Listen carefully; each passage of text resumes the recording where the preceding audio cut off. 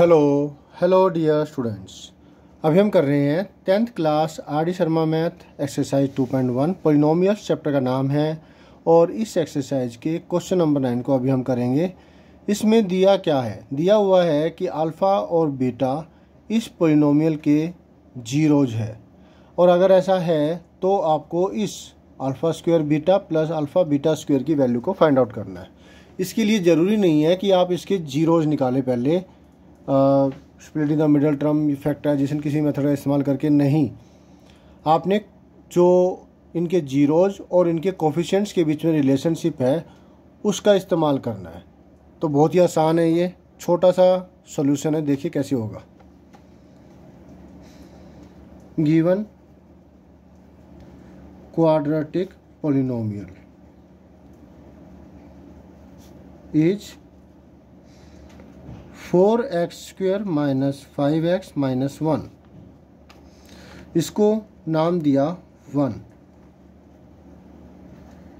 Comparing 1 with 1 को हम compare करेंगे किसके साथ, इसकी जनरल फॉर्म के साथ, ax square plus bx plus c, जैसा कि हम करते आए हैं वैसे ही।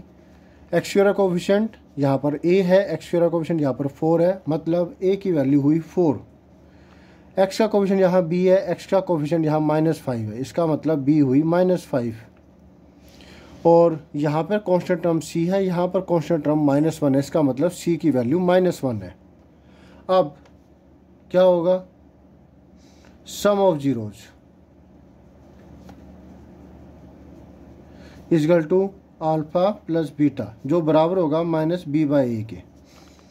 माइनस b की वैल्यू -5 है, ब्रैकेट में रखा, नेगेटिव है क्योंकि बाय a 4, मतलब 5/4 माइनस माइनस हुआ प्लस। प्रोडक्ट ऑफ जीरोज है अल्फ़ा मल्टीप्लाई बीटा, कोफिशिएंट्स के हिसाब से c/a होता है।